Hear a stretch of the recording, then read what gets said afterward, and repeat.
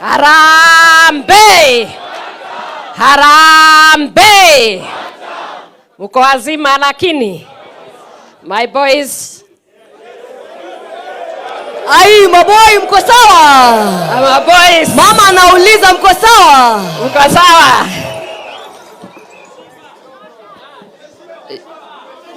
Mumeshiba?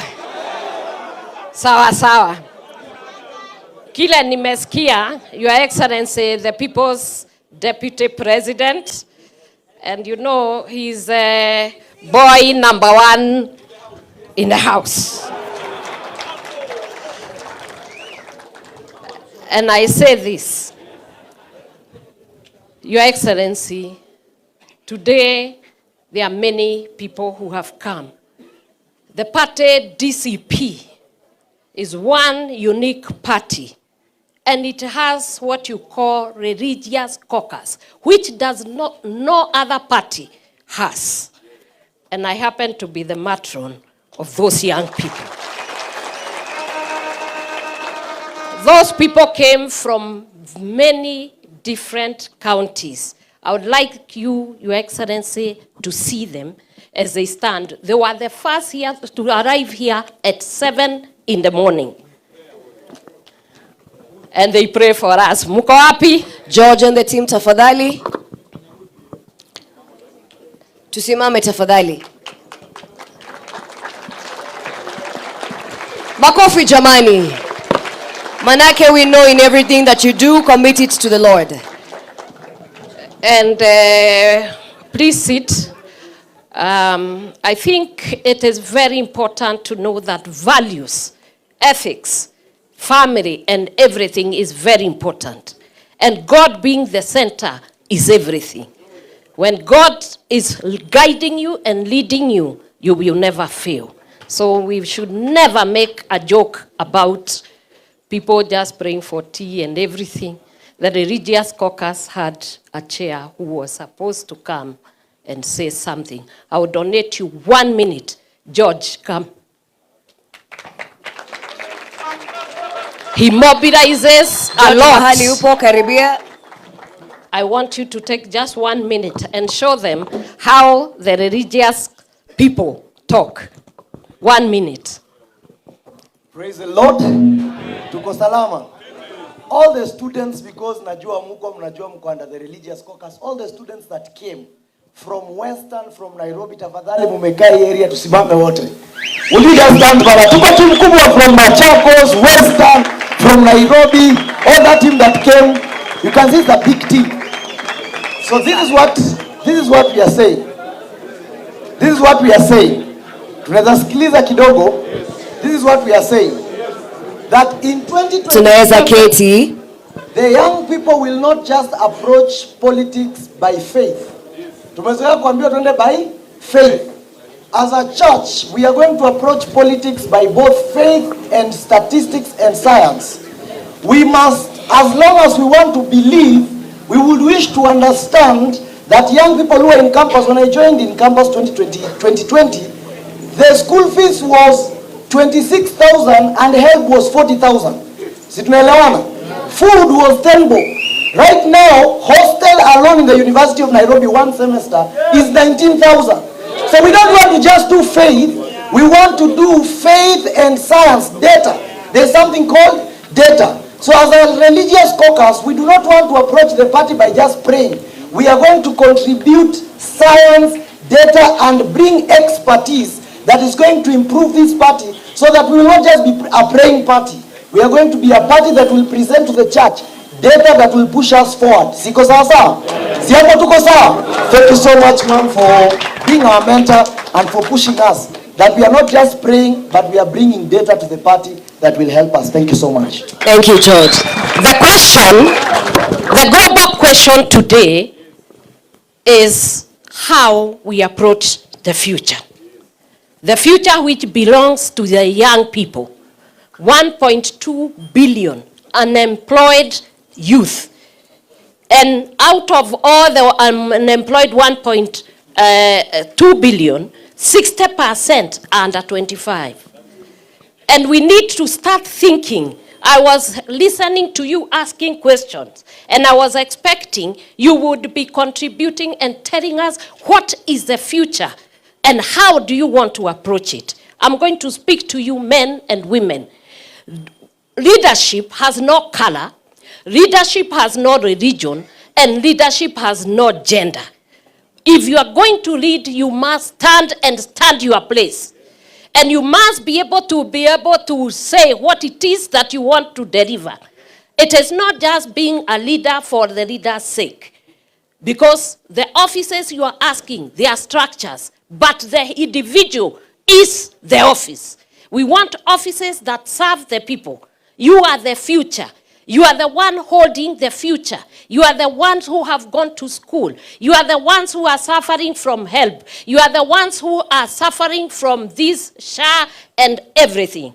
And therefore, you are to shape the future by becoming who you are supposed to be. Stand up with your feet, think with your mind, and operationalize whatever system and structures that are going to be there. If it is your leaders, hold them accountable. It is not just whipping emotions. It is a place where you ask, what are you going to do? And then, once they go to the end of it, have a marking scheme. Even yourselves, you'll be marked. There is something called accountability.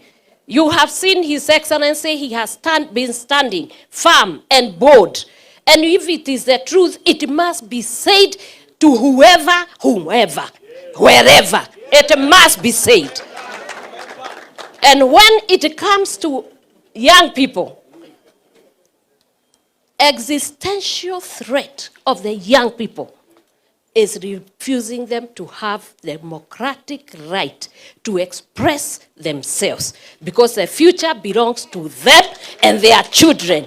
If they are going to contribute to this country, they must be allowed to express themselves. They must be allowed to speak. They must be allowed to work within the space to see that the future is well grounded. Are you hearing me? Yes. And young people, let me tell you, sometimes if you see us standing and talking, I come from a background that many of you have read. The next thing is that I'm not just a housewife. Ask him, he found me at the university. Okay? Ndiye alisema aliniweka box. Lakini nafikiri tuliwekana box. Sisi wawili. And I'm a banker by profession, and I have been in project management, and I have seen. That is why in my office, I decided to do something that was different. To take care of the widows, orphans, people who are differently abled, and the boys. And I assure you, with His Excellency, when we get there, there is going to be affirmative action for the boy child. There is going to be one. But all I ask you in leadership, please stand your ground and make sure you are standing not for status, but to serve the people. God bless you. Asante sana, Your Excellency. Please remain there, and His Excellency, so that you can receive this proposal from the Persons with Disability proposal. Manake, you've been championing that very important noble cause where they want to be heard. Your Excellency, you will receive this proposal from this team. They also have a gift for you. Tafadhali tuweze kuwa tunakaribisha ile zawadi yao. Tafadhali karibisha ile zawadi. Ladies and gentlemen, members of the four states, Her Excellency, His Excellency receiving the proposal from the Persons with Disability DCP League. Inaeleza maoni yao kuhusu ni vipi wangependa kuwa included. Sababu sote lazima tuwe tunapata mambo yetu sawa sawa. Shikilia zawadi kidogo. Baada ya hapo, Your Excellencies, mtareceive zawadi. Zawadi hii imetoka bado kutoka hii team. Ni zawadi murwa kabisa, Your Excellencies. Tafadhali shika muweze kuelewa. Kidogo tu, zawadi hii, Your Excellency, unakumbuka kuna siku kadhaa uliwahi sema umechukua muda kidogo kwenda kwenye mlima kufikiria zaidi na haswa kuomba mwongozo kutoka kwake Mwenyezi Mungu. Basi hawa wameweza kukuletea zawadi na kukutunu. Waseme tu. Thank you so much, His Excellency, the Deputy President, Gitungati 001. Vijana hai. Vijana hai. Your Excellency, hii ni zawadi ambayo tumekuletea. Wakati ambapo ulisema umechukua leave ya kuenda kupumzika na kuomba. Tukaona kuna mlima hapa na kuna mto. Wewe ndio kingpin in Mount Kenya. Number 2, umekuwa ukizungumza mambo ya kweli. Na yale mambo ambayo umekuwa ukizungumza, Your Excellency, hakuna mtu wa serikali amekuja kupinga. Yale mambo tunasikia ni matusi na wakabila. Tumesikia iko watu wa Kisumu hapa. Hao hawajatoka kwa mlima. Kwa hivyo tunataka kusema DCP ni chama ya kila mtu. Asante sana. Thank you so much, Your Excellency. Tuko na zawadi ya mwisho. Sisi sasa tutaondoka, tuwapishe wenzetu. Wako na zawadi ya mwisho ili His Excellency aweze kuongea. Na His Excellency atareceive hiyo zawadi pale juu ya podium, ambapo immediately after tutaweza kumpata akiongea. Youth League, tafadhali karibieni muweze kumpatia zawadi. Hatutasema chochote manake picha hii portrait inaeleza waziwazi. Tazama picha hiyo ya His Excellency. Ni portrait ambayo iko na simba. Manake huyu ni simba. Simba kabisa ambaye kazi yake inaonekana. Her Excellency akiwa pamoja na timu hii ya youth. Tunasema ni one time. Asanteni sana kwa ishara hiyo ya ukakamavu na ujasiri, Simba Rigiji. Tafadhali sasa wote tuondoke kwenye stage, tupate His Excellency akiweza kutuaddress. Vijana, asanteni sana. His Excellency sasa ataweza kutuongelesha. Members of the fourth estate, tupo tayari. Asante. Tutaweza kuongeleshwa na His Excellency.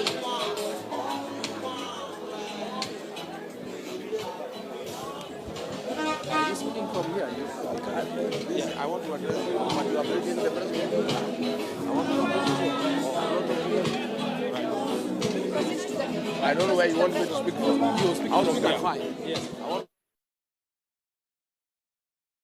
Haya, asante. Thank you. Vijana we. Thank you very much for your views. Na zile memorandum zote mumeandika. My team, they are working on them and incorporating those views so that when I speak at 5, the voice of our young people is heard and they are part of the decision-making process. I want to say very little to you young people and young leaders. I'm on record of studying with the young people. When William Ruto decided to abduct, maim, and kill young people, I say no. I don't speak for the young people because I left office. I spoke when I was in office. When I realized William Ruto had become excessive and he was not listening to me or anybody else, in terms of killing Gen Zs, in terms of taking everything from the country, in terms of looting public resources, I came here and went to the mountain to pray. I was here for 8 days and asked God to help me to make a decision whether to just sit by, enjoy the privileges and the perks that go with the office of the Deputy President, or say no and face the consequences. I left office, I switched on my phones, I came here to this forest here and prayed. And God showed me the way and said, no, you can't sit back and enjoy the privileges and the perks that go with the office. Stand with the people of Kenya, stand with the young people, stand with everybody, and face the consequences, whatever they are. And I went back to Nairobi and I started telling him no. In cabinet, in Security Council meeting, I said no. When the issue of young people came and he gave instructions that they should be abducted and tortured and if possible killed, I said no. I was the lone voice in the National Security Council. And I said no. I said, Mr. President, One is against the 10 commandments. Thou shalt not kill. Number 2 is against our constitution. Anybody who has committed a crime should be arrested and taken to court to face justice. I also said I'm a parent. I'm a father to some young boys, and I would not like them to face what you are saying. And I said no. And he was very unhappy with me. In fact, that is what now made him and me disagree completely. Then there was the Finance Bill 2024. When it was brought before the cabinet committee that I chaired, I said no. And some members there texted him, and he told me, let it come to the main cabinet. I was the lone voice. I oppose Finance Bill 2024. And I started telling MPs to listen to the ground. And I told him, this thing people cannot accept. And if you force it, you'll have an egg on your face. He told me off and told me I'm opposing government from within. I went away. And of course, people said no. The Gen Zs came out. I called Professor Kindiki. That's why I have very little regard for that man. Very little regard. I called him. Yeah? I called him after the Security Council meeting. I said, Professor, what you are being told to do, is it right? Is it biblical? Is it in accordance with the Constitution? As a parent, how can you? And he said, no, mimi lazima nifanye vile rais amesema. Lazima nifanye vile rais amesema.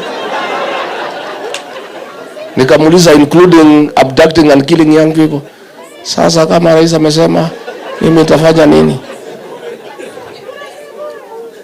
I will never. You know, if he refused, and I had refused, the two of us, probably those boys and girls would not have died.